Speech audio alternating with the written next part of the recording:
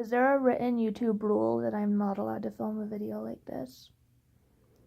Because I feel like it's the only right way to film this video, but Mero disagrees, so I guess I'm gonna stand up now.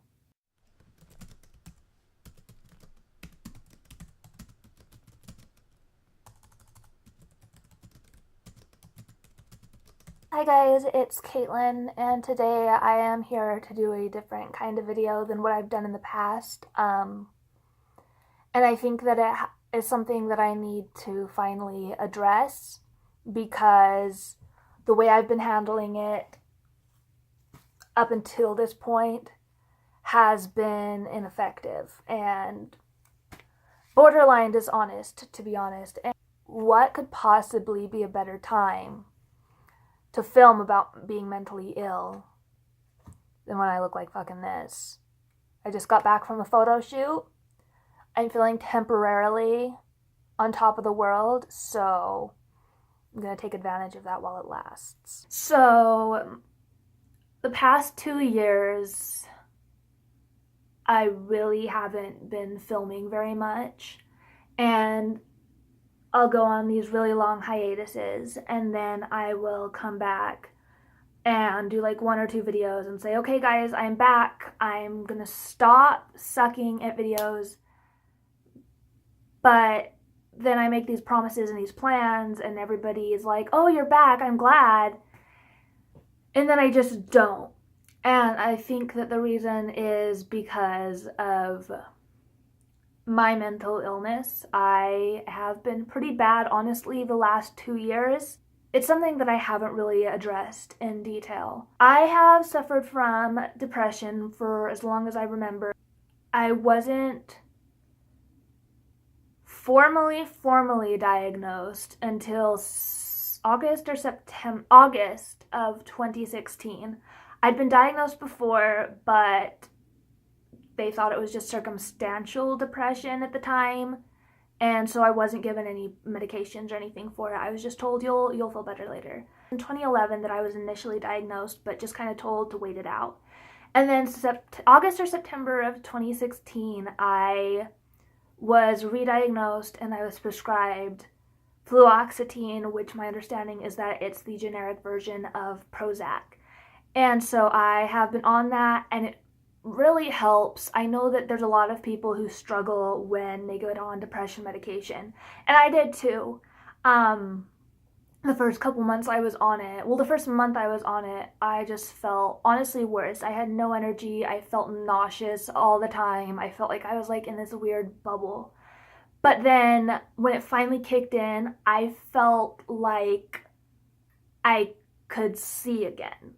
Like, I don't know how to describe it other than the fact that everything looked the same except clearer. It was like there had been a filter over the world that had made it like 2 shades darker, like on Instagram, and then once my meds kicked in, all of a sudden that filter was gone and I was able to actually see things how they actually were instead of with this dark cover over it.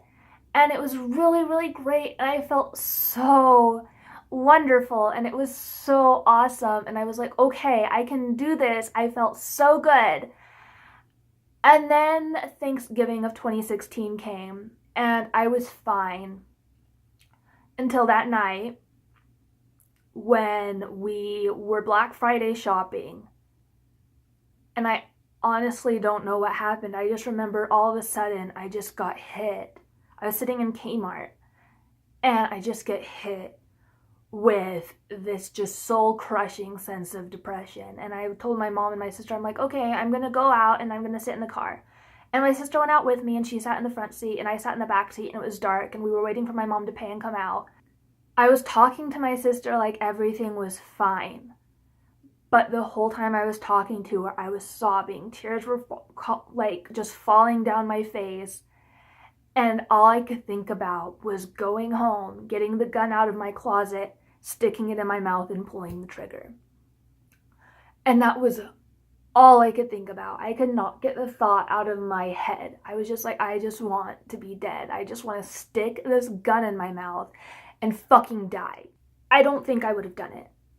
But it was just such a strong thing in my head that we had been planning for me to get dropped back off after Kmart at my house. And then my mom and sister were either going to go home or do something else. And I was like, no, let's go to Burger King, And so we ended up staying out for a couple more hours until those thoughts kind of ceased. But that feeling didn't. And then luckily by the time we were done shopping, my husband was off work. And I told him, and he basically just looked at me and he said, call your doctor first thing in the morning. He's like, I don't want an, oh, I feel better now. He's like, no, call him the second you wake up in the morning. And he woke me up when he got up the next morning and he was like, call your doctor right now. There's no excuses. Don't hesitate. Call him right now.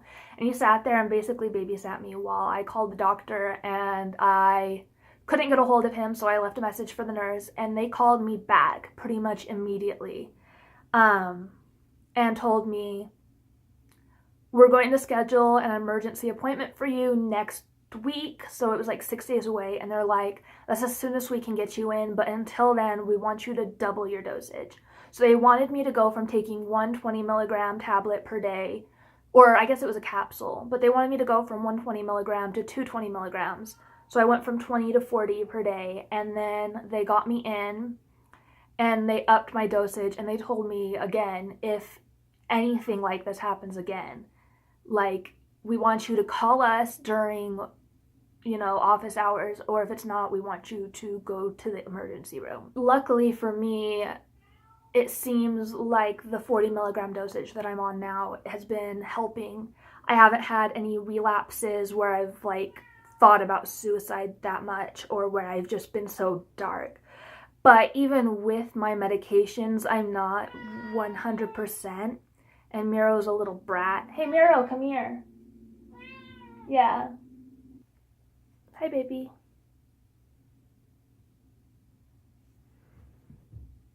What the fuck?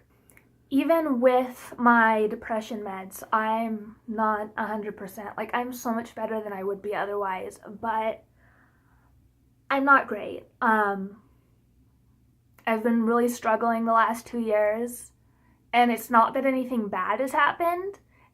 It's not that, things haven't been working out. It's just that this weird place in my life where I don't know what I'm doing and I don't have the drive to keep pushing myself. My meds are so important, but I'm still depressed even with my meds. So I'm still not functioning at 100%, and I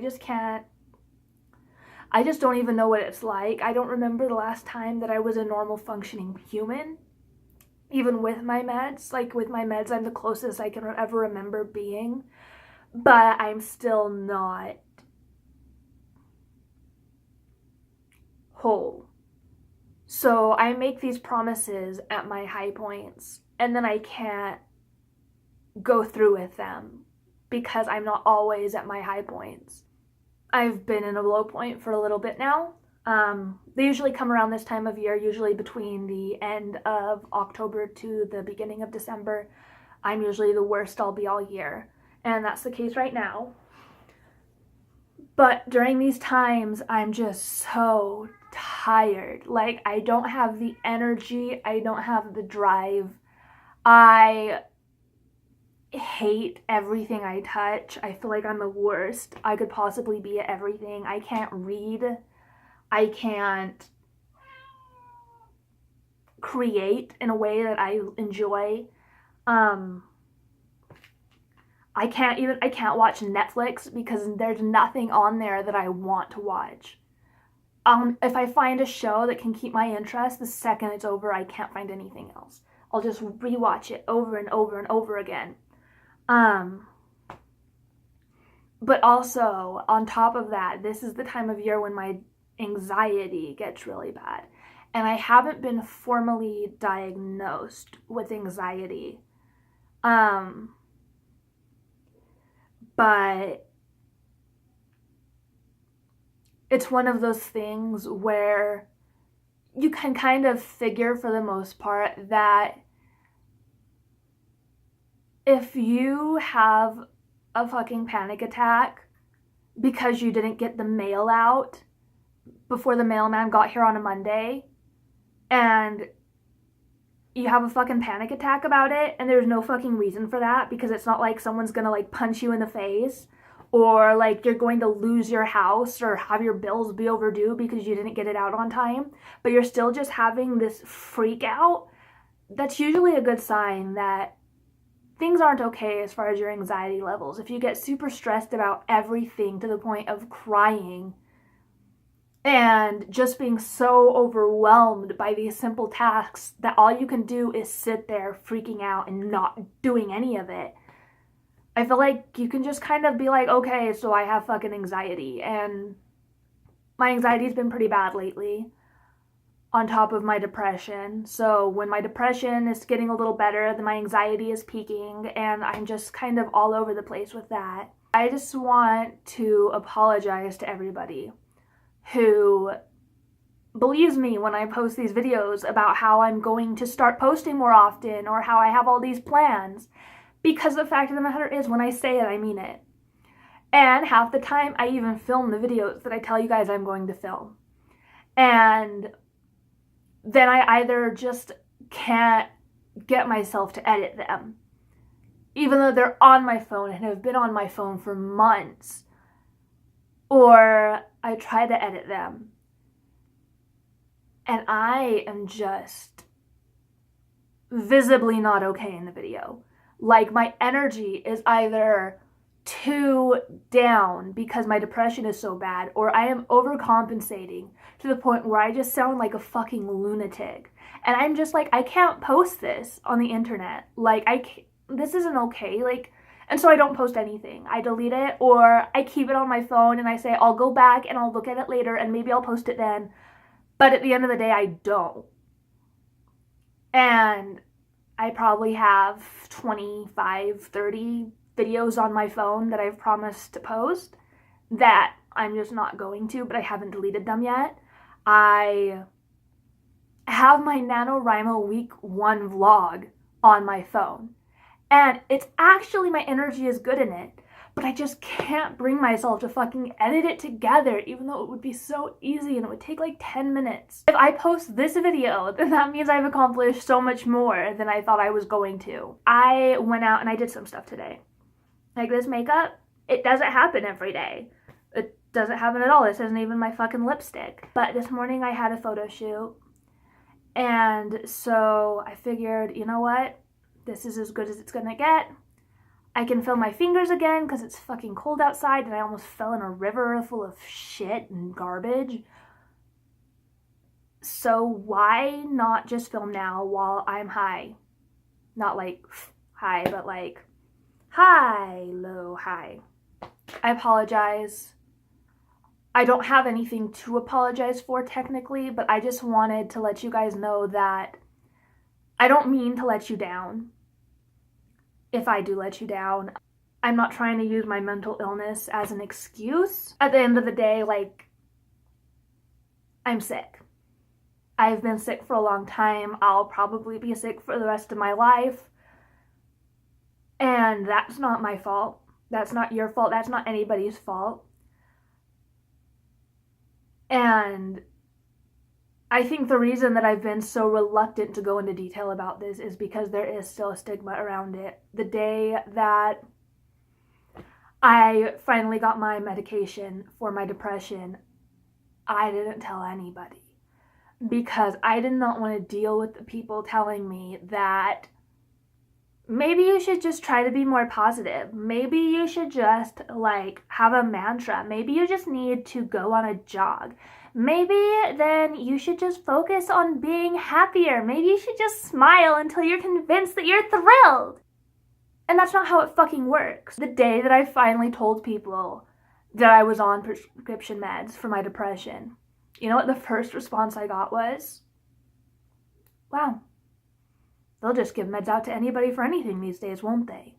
I'm sorry that my mental illness has kind of affected my ability to get things done and to do what I'm supposed to do for you guys.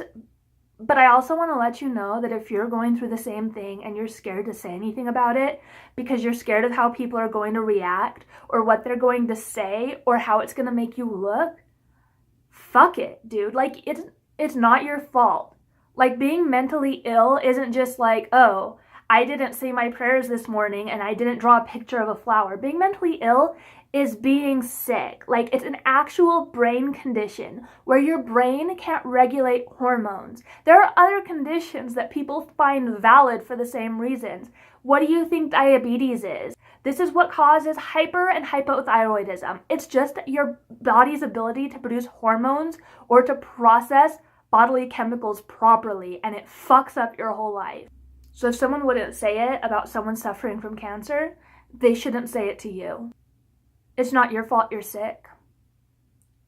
And I just want you to get better, or at least monitor it. If you have diabetes, you take your insulin, you try to eat well, try to exercise, and you monitor yourself. I want you to hold yourself to the same standard for mental illness. Just because some people don't think it's valid and don't think it's fucking real doesn't mean that you need to apologize for it. And it doesn't mean that you should try to brush it under the rug or act like it's not a big deal. Take care of yourself. Fuck what people say. Talk to you later.